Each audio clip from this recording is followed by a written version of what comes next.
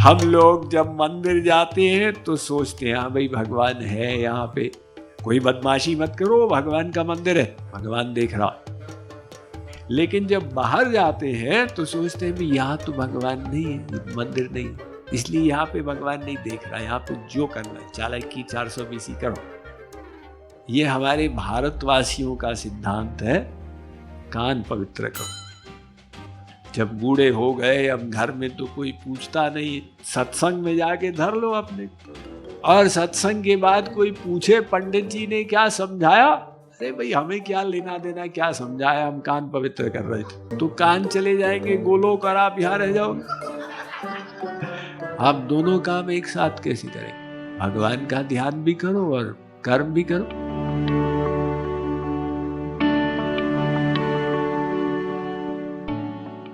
ये कर्मयोग की एक शर्त है और वो शर्त में ही समस्या। शर्त ये है, श्री कृष्ण कहते हैं कि मन लगातार भगवान में बना रहे।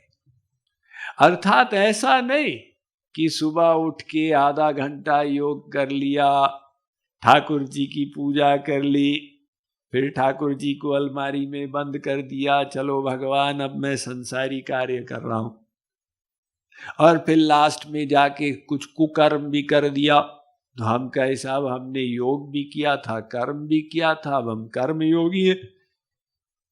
श्री कृष्ण कहते हैं कि कर्म करते समय तुम योग में रह सको, ये कर्म योग कहलाएगा। कर्म भी हो और योग भी हो, दोनों एक साथ हो जाए, वो कहलाएगा कर्म योग।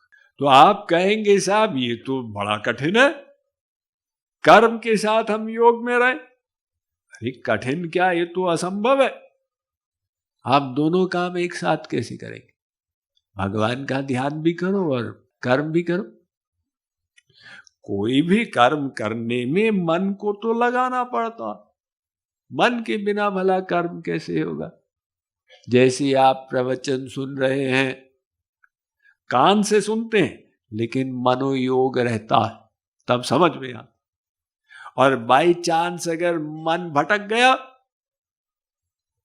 वो वाक्य गायब हो जाता। मैंने क्या कहा? स्वामी जी मैं कुछ और सोचने लग गया था, लेकिन मेरे कान पवित्र हो रहे थे। ये हमारे भारतवासियों का सिद्धांत है, कान पवित्र करो। जब बूढ़े हो गए, अब घर में तो कोई पूछता नहीं, तो सत्संग में जाके धर लो अपने। और सत्संग के बाद कोई पूछे पंडित जी ने क्या समझाया, अरे भाई हमें क्या लेना देना क्या समझाया, हम कान पवित्र कर रहे थे। तो कान चले जाएंगे गोलोक और आप यहाँ रह जाओगे।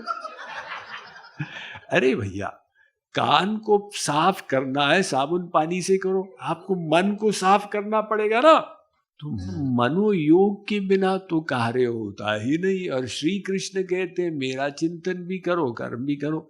और अर्जुन ने कैसे कर लिया? अर्जुन का काम तो इतना बारीक था, वहां तो किंचित भी एकाग्रता भंग होने का स्कोप ही नहीं है, वरना तो लेने के देने पड़ जाएंगे। और बाकी संतों ने भी किया।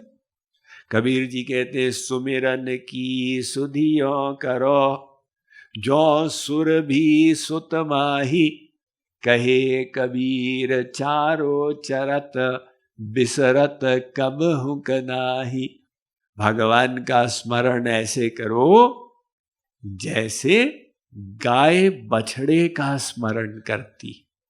अगर आपको लगता है आपकी बच्चों में अटैचमेंट ज्यादा है, तो गाय की सबसे अधिक आसक्ति है बछड़े। जब वो घास चरने जाती है खेत में, चिंतन बच्चे का होता रहता। कभी कभी चिंतन इतना गहरा हो जाता है कि ग्रास उसके मुख से गिर जाता।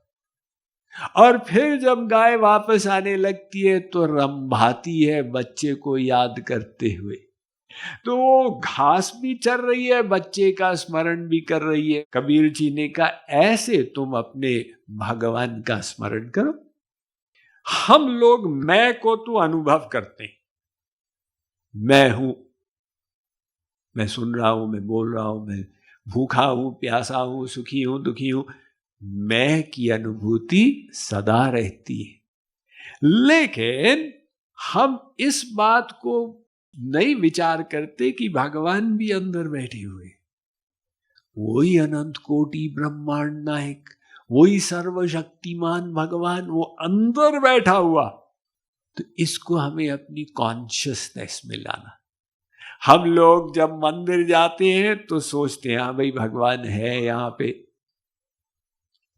कोई बदमाशी मत करो, भगवान का मंदिर है, भगवान देख रहा। लेकिन जब बाहर जाते हैं तो सोचते हैं भी यहाँ तो भगवान नहीं है, मंदिर नहीं, इसलिए यहाँ पे भगवान नहीं देख रहा, यहाँ पे जो करना है चालाकी 420 करो। हम लोगों ने भगवान की परिभाषा को सीमित कर दिया, वो तो मंदिर में ही है। मंदिर में है ये तो बात बिल्कुल सही, और मंदिर जाना भी चाहिए, लेकिन फिर अपनी बैटरी चार्ज करके जब बाहर निकले तो सोचना है ना कि सारा संसार भगवान का मंदिर। इस स्मृति में हमें जीना है कि वो हमेशा हमारे साथ में रहते हैं, इसका अभ्यास करना। मान लो आप ऑफिस में गए तो कार्य शुरू करेंगे।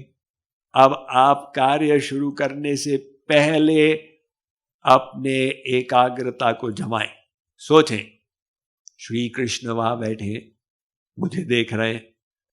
अब श्री कृष्ण तो सभी जगह है, घट घट वासी है। आपने रियलाइज कर लिया वो खाली कुर्सी पर बैठे हैं और मुझे देख रहे हैं, अर्थात मैं अकेला नहीं हूं।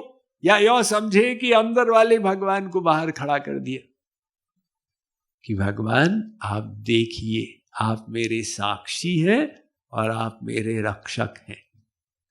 और अब आपने अपना कार्य शुरू किया तो अभी तो आप कर्म योग में निपुण नहीं है, कर्म करते समय भगवान की विस्मृति हो जाएगी। घबराइए मत, 1 घंटे बाद फिर कर्म को रोकिए 1 मिनट और सोचें भगवान वहां पे हैं, देख रहे हैं। ऐसे 1-1 घंटे में करते जाएं।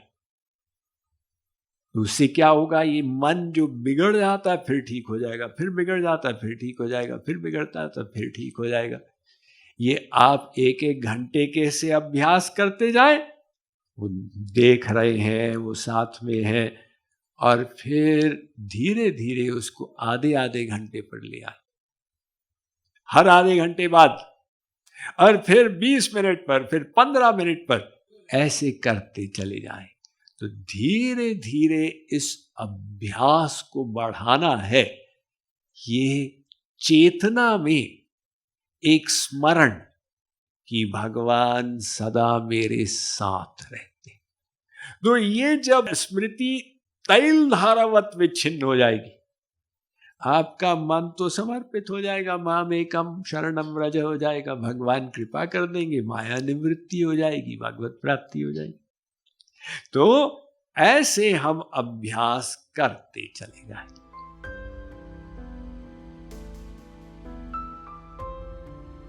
Mind management, life transformation, power of thoughts आदि प्रेरणादायक एवं आध्यात्मिक वीडियोस के लिए सब्सक्राइब करें स्वामी मुकुंदानंद हिंदी यूट्यूब चैनल को और बेल आइकन को अवश्य दबाएं ताकि आपको ये वीडियोस मिले सबसे पहले।